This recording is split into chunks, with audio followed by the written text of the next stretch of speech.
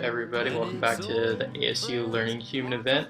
Up next, we have a presentation from Mr. Evan McWhorter. He is a technical architect at Dropbox, here to talk with us about empowering any learning environment from anywhere with Dropbox Education. So, Evan, go ahead and take it away. Hey, all. Good morning, or afternoon, or actually, it's good morning for you guys. Wanted to start off by just sharing my screen so I can share my presentation. My name's Ed McWhorter. I'm with Dropbox. Just wanted to give a brief little tidbit about myself. Um, Come on, next slide. I'm a technical architect. So what I do is I work with a lot of our enterprise customers from anywhere between, if you say you buy 250 licenses all the way up through our largest contracts that we actually have. I've been working in education since, is it probably '06 is when I actually officially started working at a university, and then I switched off to work for a private MSP working in the K-12 sector, and then eventually worked for University of Houston for 6 years, and then after that, then I have been with Dropbox for a little over a year now. So um, just a couple things about my presentation. I'll go over a quick agenda, then a couple things that I like to do in my presentation. So just as a quick agenda, couple things I'll be going over is just challenges that we're seeing in higher education, not only from like Dropbox, but from like holistically what we're seeing. And then what are some of the higher ed schools doing, not only with Dropbox, but with overarching, like what their policies are. Then how Dropbox Education can help enable students, faculty, and staff. Then I'll do live demo and Q&A. But one thing I do want to say is that feel free to stop me, ask questions. I'll be monitoring the chat as well. So if I miss a question, feel free to speak up, unmute yourself. It's perfectly fine. So with that, anybody have any questions before I start? I like to start off all of my presentations by just saying, like, getting a quick ask out, and feel free to unmute yourself and ask. And it's just a quick question is like, since COVID, what challenges have you faced in your work or school? I was gonna say, if you can pull them up, Yeah. I'm having. You're good. You're good. Yeah, I mean, one challenge I face is my job has gone completely from being in person to completely remote, which is why I'm here now. And so that shift has been pretty drastic for me, as I'm sure a lot of people. Um, One specific challenge is just learning all this new technology that I never had to deal with before. I've tried my hat at a lot of things since the COVID virus has broken out, and so yeah, it's been very interesting. And has that, I guess, have you been taking any courses at all, like over so far over summer since this has happened, or like any impact on like how classes operated, especially in like your spring semester? Yeah. I had about half of my spring semester still to complete when the isolation stuff started. So um, that was interesting because there was about a 2 or 3 week period where some of my professors just didn't hold class or didn't have assignments because they weren't prepared to shift to the complete remote learning. Um, yeah, yeah. No, that's I mean, that's perfectly in line with a lot of what we're seeing as far as like in the, not only in EDU, but for like, it doesn't matter for its EDU or businesses, that we just were not prepared. And a lot of times that's it comes down to a lot of it being waiting on slow or unpredictable or unreliable internet connections, or if you're having to rely on a VPN connection to access particular services. A lot of, especially universities, were not prepared to have that amount of volume inside of their VPN, and so it's having that strain not only from like a personal side of like my internet connection's terrible to I can't connect to my tools that are on campus, and that's where you have that problem of just getting to the tools you need, and then also getting over communicated sometimes, or having to coordinate between too many different communication tools, like say Slack or Zoom or Teams or Google Chat, or it doesn't matter whatever platform you're on, but having to coordinate between that, and then adjusting to what platforms either a professor is using more than, say, a different one's using, and then having to figure out what everyone's going to be utilizing in these tools that are just can be very disparate, and it's different for every staff member, and it gets driven a lot of times by what IT says is available, and then if it's a multitude of different apps that they can use, then it's just guesswork for sometimes students, unless it's very, very clear delineated from like a professor or staff member that says, I'm only going to be using this as like my source of truth and just communicate with me on this platform. So there's a lot of challenges that are around just the communicating and arranging how that work all like happens. And then the last one that we see a lot of is sharing, storing content, and how to do it safely, both on campus and off campus. And that's just how that content is stored, how you deliver that content, and that can be anything from like a video to PowerPoint presentations. That can be yeah, say you have a recording of like a professor's like a talk, and that's going to be one of the things that's coming up more now, is that you'll have distance learning, but a professor will record this like a speech, or they'll do a YouTube clip, things like that. And is which platform is better to use that and store it, and then how do you use both your storage platform as well as a communication tool to arrange all this. And it's just uh, a lot of the problems of what we're seeing today. And those are just some of the challenges. And I'll next dive into some of the actions that universities are taking right now. And this is not particular to ASU, it's just particular across the board with a lot of universities that we're seeing, is that campuses are closing down.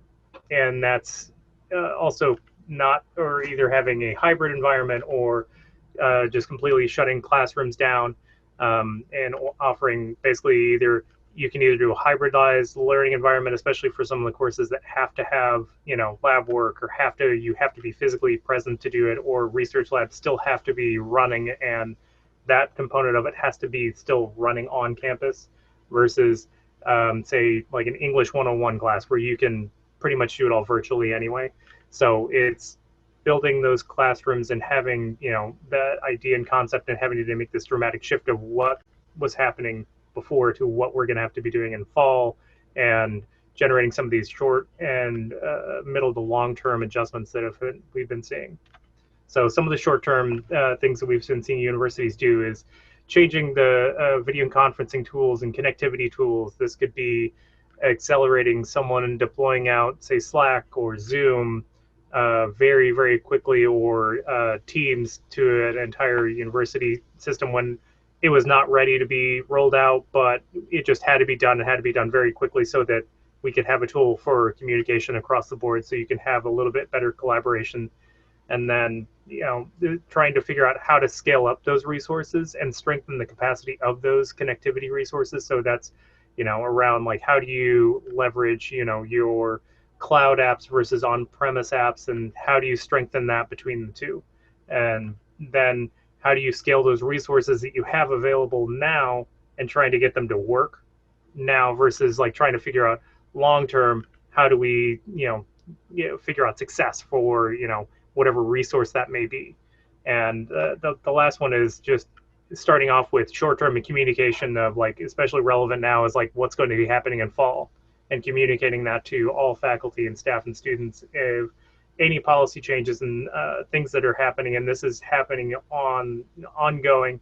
And I work with a couple of different universities where it's a progress, especially for campuses where they have students flying in, and then they have to start tracking students with different symptoms, and like it's adding additional barriers to having students on campus, and just communicating some of those resources initially.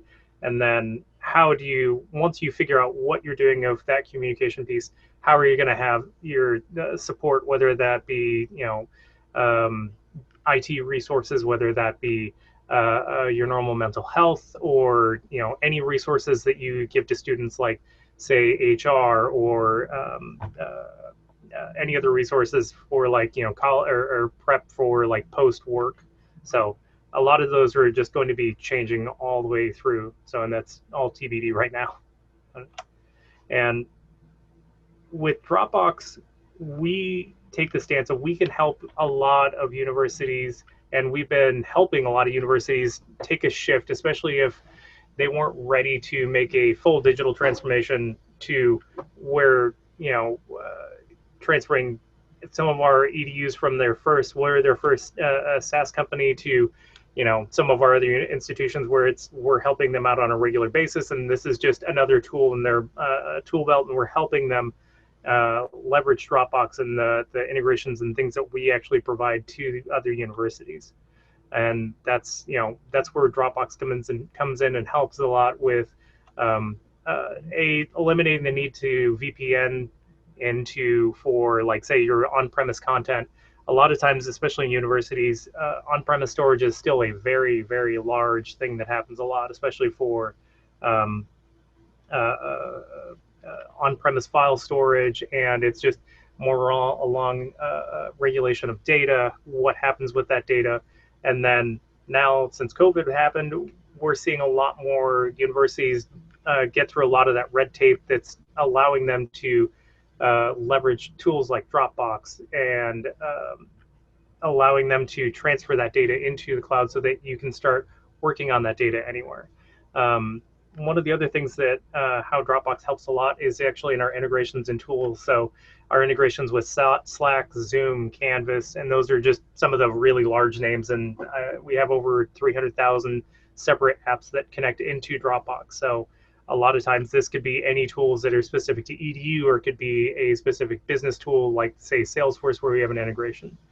And then Dropbox can also help the IT organization deliver all of this content in a very secure way and give controls around it to say, hey, you should be doing these certain things, and then being able to monitor what is actually happening in that instance, rather than it being, very, very, fast spread all over the place and allowing users to do whatever. So this allows IT to actually go in and secure that content and be able to have a lot more visibility and control into what users are doing with that content.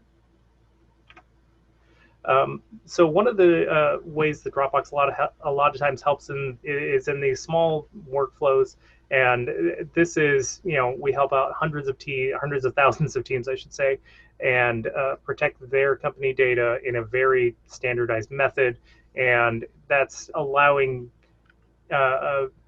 say, different people to collaborate on very different pieces of content, and we allow you to do it very flexibly. If it's a G Suite, we'll say a G Sheet doc versus an Excel doc, and being able to both use it as a G Sheet and as an Excel doc at the same time, and have different people collaborate on the same content, and being able to centralize all of that content so that then your institution can inspect that, just to make sure that there's no data exfiltration if it's like very, very sensitive content, or allow sharing externally and have that external collaboration, if need be.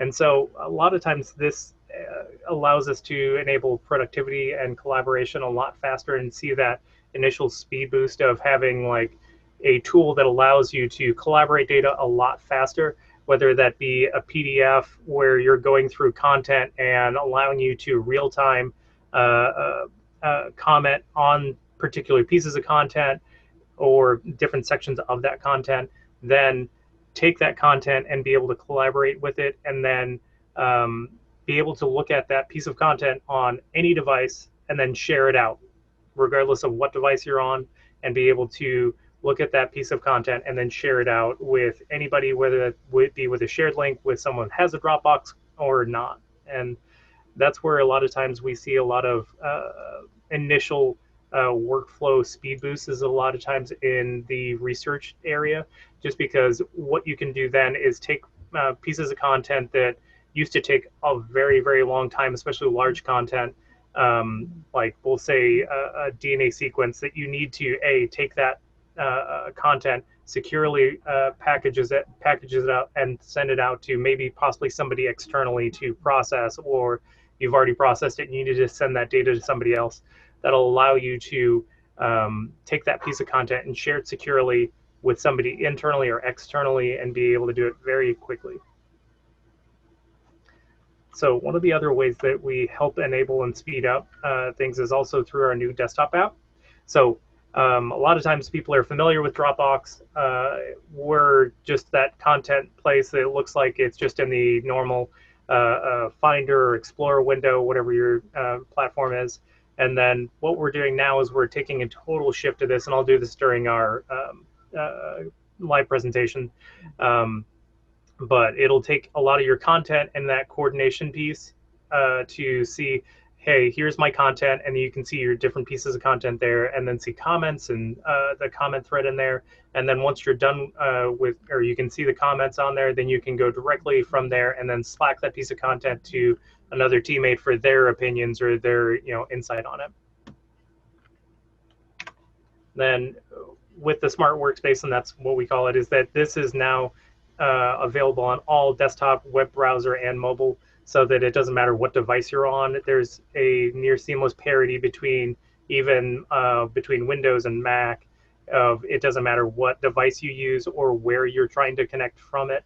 You're going to be able to see your content, share that content, and edit the content. And another thing that Dropbox is continually doing is investing in our educational partners. That's our integrations with Canvas, Zoom, and Slack, and many, many more. And these come out all the time from our business development team, where we're investing heavily, especially into Canvas because of the timeliness of it, so that we can deliver better coordination between, say, a course that you have inside of Canvas, and then you can take that piece of content and go back and forth between Canvas and Dropbox, so that you only need to be editing, say, one piece of content versus having it all over the place and just having to manage that all over. One of our other areas is also our migration services, and this is more for like our business administrators and for our IT admins, so that you can take your content that you have, say, on an on-prem server, and rapidly deploy that into Dropbox, so that then you can also use that piece of content from what used to be, say, an on-premise file server into what we would be now inside Dropbox. And the last one that I want to point out is our partnership with Internet2. So this allows us to give you very good educational pricing on what Dropbox can provide. And a couple things here. Feel free, if you don't have a Dropbox account, feel free to go to dropbox.com/education, and you can try it for free. You can go into this. Will be like a lot of things on where education and some of our more marketing materials on what we're doing in that, and you can even try out a 30-day trial on dropbox.com. One of the additional resources is if you already have a Dropbox account and you're already have an account, what you can do is you can go to dropbox.com/learn. We have many different ways to actually learn how to use Dropbox, whether there's virtual instructor-led training. This is a person that's at Dropbox that will be in a Zoom meeting just very similar to this. They'll give a presentation on particular content, whether that be from the user side, the admin side, and walk you through different things that Dropbox can do, and allows you to basically have a live person there and give informational feedback, and give you really good Q&A over that. Another one of the ones is there's very good resources also in there for just normal questions and answers in there, as far as like what you can do with the platform. And one more thing before I get into my presentation and Q&A. Tomorrow we're also presenting at 10:15 with my colleague Alex Roundtree. He'll be going over an in-depth presentation on Dropbox Paper. So if you're interested in that, feel free to attend that as well. All right. With that, before I get into a live demo, do I have any questions? Are there any questions about like workflow or things you can do with Dropbox? And honestly, I can do the way that I curate like a normal presentation workflow of what this looks like from a user's experience.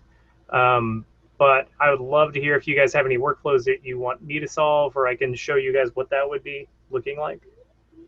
In Dropbox, whenever you log in, you'll normally come into your home. This will just be where any of your content that you've recently touched is. And then just like most other SaaS platforms, we're also introducing AI on top of our platform to give you some suggested content.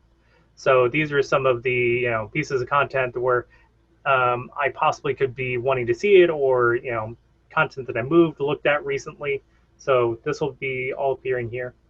But most of the time, what you'll be looking at is into all files. So if you're on a team, what you'll see is inside of this space, you'll have your team folders here. So this will be team content that like I've been shared. Um, and these are more of where these are your shared folders. So this is content that I've shared with somebody else versus this is just a regular folder that I've created. And I'll go over a real couple basic things here. So one thing is I'll just create a new folder, and we'll give this a name called, ASU Learning Man. And then I can either at this level either share it out with just or give it just myself permission so nobody else would have access to it, or I can get show specific access. Check. Okay, so we do have one quick question. It says workflow. I do video production with segments prepared, but different people then the assembled into a single video presentation on YouTube. Getting video segments has been sketchy depending on how people choose to record and share. So what I would do in this instance is, especially if you're, say, collaborating on a lot of content, especially video content, and we do have several companies that do this a lot, what they'll do is they'll start off by creating a shared folder. So instead of creating this personal folder, what we would do is we'd go down to this folder. I'll share it out, and I'll share it out with very particular people. So my demo is always Star Wars themed. So we'll say where it's going to go to Yoda and Jar Jar.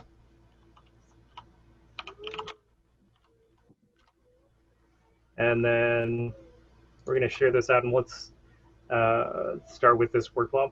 And then I'd start off by creating a shared workflow. And I'd start by having like any of the video content. This could be, you could divide it up into subfolders where this would be like clips. And then you could upload video clips into here. Fortunately, I don't have any video clips on my machine. But then you could divide that into like clips and then do final video production in here as well. So you could have different folders for different content. And then let's add paper doc in here just to keep it coordinated. So Dropbox Paper is another collaboration tool. It's similar to, if you're not familiar with it, the best way I can describe it would be something similar to OneNote, but where you can collaborate on a space where you can take content, collaborate on it, add tasks to it, and do everything in real time. So this is what a paper doc would normally look like just at the start. And we'll say it's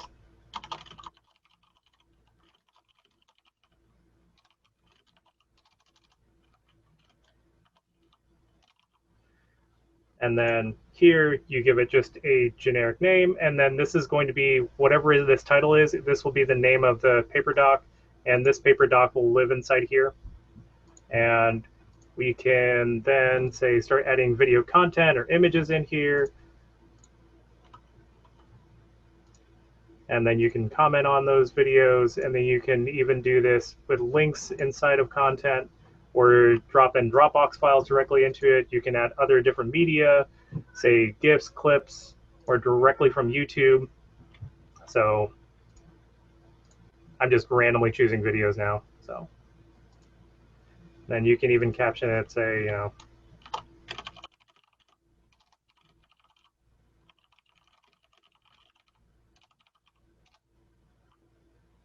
and you can take the content and you can always move it around. If you want it above it, beside it. So, and these are just a few different things you can do with it. And like I said, Alex will be doing it. Yes, multiple people can edit the paper doc the same time, so that we can have multiple people in the same doc editing everything at the same time. And we do this very, very, very regularly. That's one of the best parts that we love about paper is like at Dropbox, this is like our source of truth for like almost everything. So um, trying to think. Then say someone that you don't have, and one of the things I will let you note is that anybody that has access to these paper docs at if you create it inside of this space will have access to the paper doc as well. So everybody that's into this folder will go off the same permission structure. So you don't have to like reshare it out. You can, um, but one of the things is you'll notice that I only have one person in what we call as a face pile up here. But what you can do is then just automatically copy this link and send it off to somebody else that was on the team, and they'll be able to access it as well. So if you go in here, they'll just access it, and it goes off. It's authenticated as a default for anybody that has access to it, but you can do anything basically that you want to, and you can even add, say, we'll add comments into this here. We'll do an app mention to, who do we want to app mention? We'll do Yoda. And then the second that you mention someone, they're going to get notified and get an app mention whenever they have access to the doc. And then you can even say do task listing for that person inside of this video as well. And then say, you know, and one of the things you'll note is that whenever you're doing things in here, you can add multiple tasks, and then you can even drop in a calendar of saying, you know, give a project deadline for what you're looking at.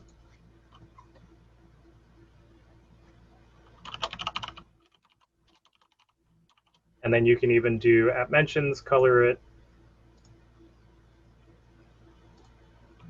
So, and that's just really, really high level what you can do with paper. And then here's the nice part is that I have all this content, and now we have what we call is Dropbox Spaces, where now we'll have, I'm just going to upload a random folder real quick. That's always a good one. So these aren't necessary. A lot of these are Python files. These will get uploaded here in a little bit. But what you'll do is you'll take this content and start putting it up in our overview space. And this is what we call spaces. It'll look and feel similar to paper, so that you can do app mentions, you can do very, very high level. This is a lot of times where we see that coordination space. And we'll just do an app mention here for Jar Jar. Sometimes we'll see it where, well, you'll do titles, that you'll do coordination pieces here, so that if I want to say put clips up here, you can start adding clips up into this top space here. Then let's actually create a new Word doc. Oh, that's going to give me an error because I don't have it on there. So basically, this account doesn't have an actual Office 365 license, so it's going to error out initially. So what you'll see is that it'll actually create the doc for you, but it'll just have an initial error for what it's trying to do. Like if it's trying to open up in Office 365, but I don't have a license, and it already knows that. So you can also, from here, you can also create shortcuts. So if you don't want to necessarily link directly into that content, you can always go into, if you have, well, switch up a YouTube clip real quick. Then we'll do Lego Movie, just because that's an easy one to do clips on. So we'll say you have this clip. You can copy that. You can make a new URL and then say Lego Movie clip. And this can be any web doc, and this is, think of it just as like a shortcut. And then you can see these clips inside here. And one of the things you can do is once you have content inside your space, you can go and click it, and then you can start actually sharing this. And this can be directly into, you know, Zoom, or if you have Slack set up. Right now, this account doesn't have anything set up. So what I'll do is I'll actually get out of this and I'll show you what it looks like in my live side on the desktop app.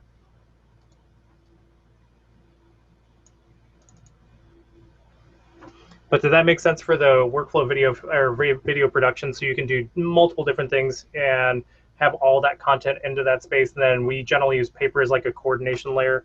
And then you can do links inside of Paper so that you can say have different video clips. And a lot of times our video production, they'll be utilizing different clips all the time.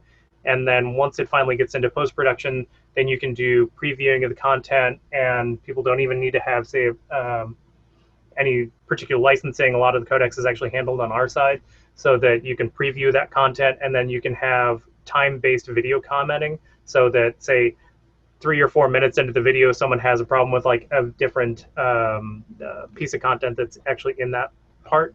You can go in and you can go in and actually go, hey, this looks a little off in this section. You can do that time-based commenting.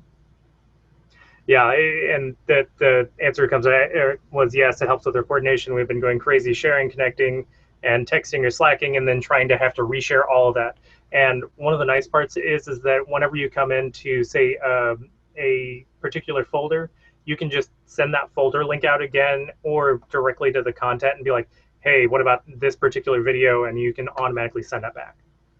So one of the things I'll share is inside here. So this is our new desktop app. If you're familiar with what it looked like before, let me go and pull it up, is over on your left-hand side, you'd have, say, OneDrive and Dropbox Personal and your actual Dropbox.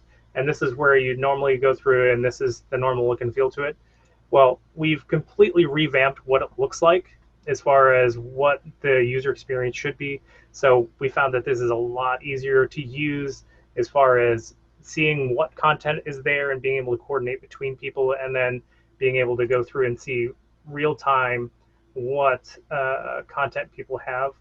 So these are what we call spaces. So you can see inside of here, this is it's my folder called personal. It's the same folder, and you can still navigate through just normally. Parts of these content is that you can come through and look at any of the pieces of content, and then we'll say on this particular piece of content, I want to share this, but I want to send it via Slack. I can automatically send this without having to exit our application right into Slack. Keep in mind, I don't have Slack open right now, so it's going to take it a second to pull up. Once this pulls, it'll ask me who do I want to share it with, how they want to see it, and then it'll automatically share it with that person. And of course, since I'm in a demo environment, it's going to take it a minute to load. So sorry about that. All right, while I wait for that to load, is there any questions? And I know we're getting close to time, so I did want to leave some time for Q&A as well. So.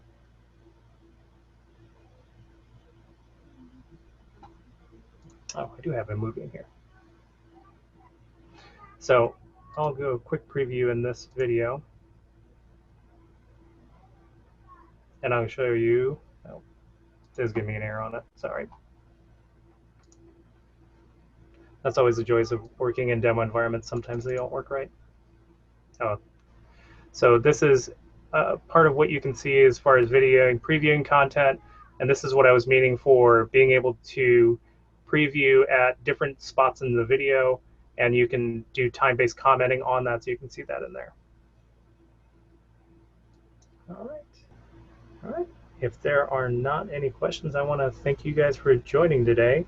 And if you do have any questions, feel free to reach out to myself or come see us at our next presentation at, oh, we do have one comment. All-time favorite tip to share with a novice user. There's a lot. One of the things I would probably say as one of the best tips to do is probably utilizing our upload feature and just basically dragging and dropping. A lot of times, what people don't know is that, like, whenever you take a piece of content and just drag it and drop it into our space, it will automatically take you don't have to do copy and paste. It'll just basically drag and drop it into our space and automatically upload it to Dropbox. Um, that's probably one of my favorite features, and that happens with not only paper, that does it with the desktop app, and it'll automatically upload it to whatever space you need, and that's even in our web space you can do that with. So probably dragging and dropping is probably like the easiest, probably novice trick that is out there. Probably another one of them is probably inside paper. I can share back my screen here in a little bit, but if you start using paper heavily at all, there's a little tiny hidden button that'll give you like hints and tricks for paper. So let me go ahead and pull back up the screen here. Oh, one other things that will be coming out shortly for all of our users is Dropbox tasks.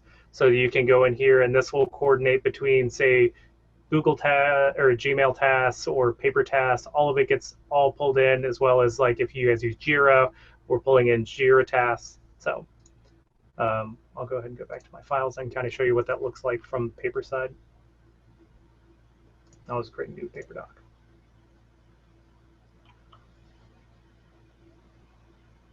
So if you look in paper, there's going to be some tooling around here for this little tiny keyboard. If you look for the keyboard, this will give you all the keyboard shortcuts that will help you out a lot. And that's one of the things where I didn't even know about this for a very, very long time. So that's another one of my probably biggest quick tips is look for the little keyboard, and it'll be able to, pull in very specific keyboard shortcuts. And I use keyboard shortcuts all the time. So, and something fun that we always do is there's one called /garden, and it makes a little garden. So that's another fun little trick too. So there's a question here, can Dropbox share sound files? I will need to send voice rehearsal tracks, MP3s, MP4s to students. Is this an option? 100%. And that's one of the nice parts is you can send it and then you can have it shared differently for each soundtrack depending on if it's an MP3, MP4. Then what you'll do is you'll leverage us, and they can even do playback inside of there or inside of our platform on the web, so you can go through and just play those back. Perfect. Well, I do want to say thank you all for coming in. Again, if you guys, I'll be here for till the next presentation. If you guys have any questions or workflows you guys want to work through, I'll be here until the next session.